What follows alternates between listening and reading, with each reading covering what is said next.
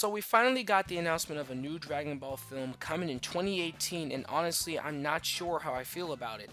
As translated, this movie will encompass the history of the Saiyan race in a more vivid scope, essentially answering the questions that some fans have had over the past 2 decades. I'll cover specifically what I would want for this new film in a different video, but the idea of this movie worries me more than it does excite me. Something that's very interesting about this movie is that it's the only other Dragon Ball film to premiere in December, the other one being the very first, Curse of the Blood Rubies. It's a very small thing, but there's a bit of symbolism here, I really do think. The idea that this 20th movie is placing itself chronologically as the first, it's sort of that thing between the last and the first, that I think they're doing something really interesting there, and I think that kind of goes into my next point, kind of. The first thing to note here is that this movie is not going to be centered around Goku like the others are, as this one seems more like a history movie format. One thing that I worry about is that to make up for our lack of the main cast, the characters present in the movie will have personalities very similar to them to try and get the audience emotionally involved and related to these characters in some way, because we've been watching Goku, Bulma, Vegeta, all these characters for years now, and to have a movie without them that's having actual production value and having movie theater release dates and stuff like that, it's going to be very, very strange for it to not revolve around our main Universe 7 cast. So it's understandable there's a bit of polarization there. It doesn't bother me as much as it does other people, but I can see that being a problem. Another small concern is that many people dislike Toriyama's last attempt at this kind of thing, which was Dragon Ball Minus. Now, bear in mind that I enjoy Dragon Ball Minus quite a bit, actually. Please leave me alone, but many people simply did not enjoy the chapter, and it has led many people to believe that Toriyama is going senile or something. I believe Toriyama has a plan to make this work, and even if he often writes in impromptu style, the ideas still have to be there, the concept still has to be there. Writing by the seat of one's pants only goes so far, and I think of the way that most people mean that phrase, it would be the equivalent of a written Ultra Instinct that's pretty much impossible to me. That's just not possible. Toriyama has an idea for what he wants to do here, at least I think so, and I know that sort of goes against the general preconceived idea of Toriyama's writing style in general, but I really do think that Toriyama knows how controversial this movie is going to be, and he's going to take the time to actually try and polish this. I really do think so. We don't know anything yet, so I think before we judge Toriyama's work on this, we should probably wait a little bit. That's all I'm saying.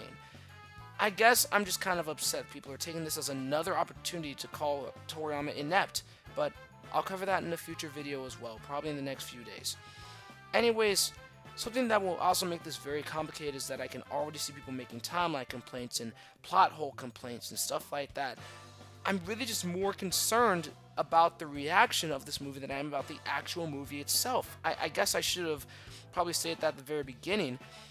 It's just that there's so much that this movie could do right, and there's so much that this movie could do wrong in the eyes of the fandom.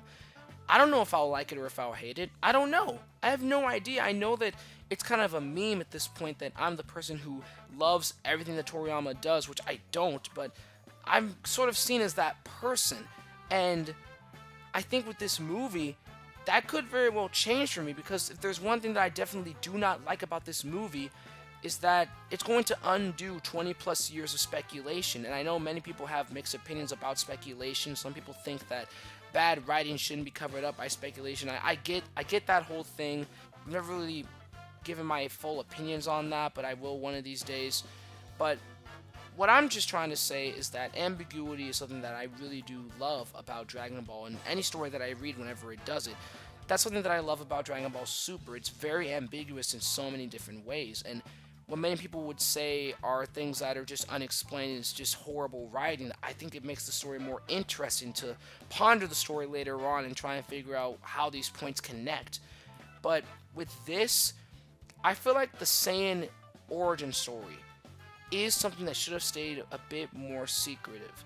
I think our basic idea of what we had when Bardock got destroyed and Planet Vegeta got destroyed, and I think the little key details that we've had over the years, I think those were fitting. I think that's all that we really needed. But with this movie, they're basically saying that, no, we want to do more with this. And I don't know. I just really don't know how I feel about that, because ambiguity-wise, I would have preferred this type of a thing to be ambiguous and to not have a full definitive answer.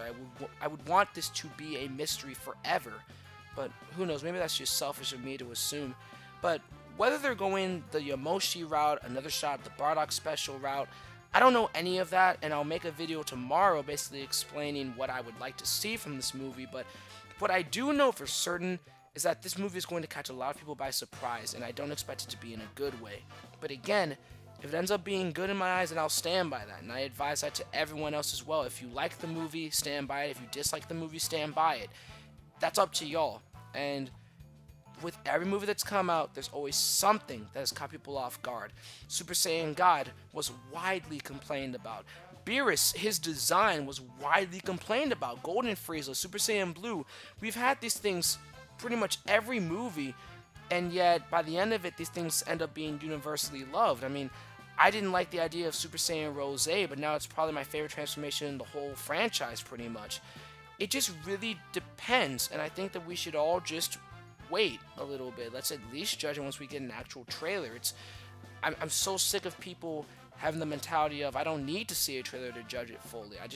I don't know. I find that mindset personally just incredibly immature. I just don't think that that's a good way to carry out your thoughts in a movie if we don't even have anything on it yet. That's all I'm saying. I haven't seen anyone go that far yet, but I know I will eventually, and that's what bothers me a little bit. But anyways, thank you all so much for watching. Be sure to like, comment, and subscribe, and also be sure to share the video with people that you know and people that you don't know, but that you just want to harass them in my videos, in which case, thank you.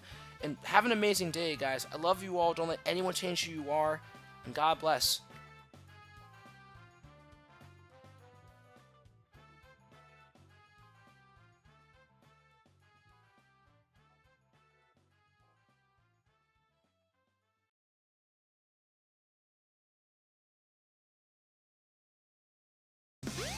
Oh no!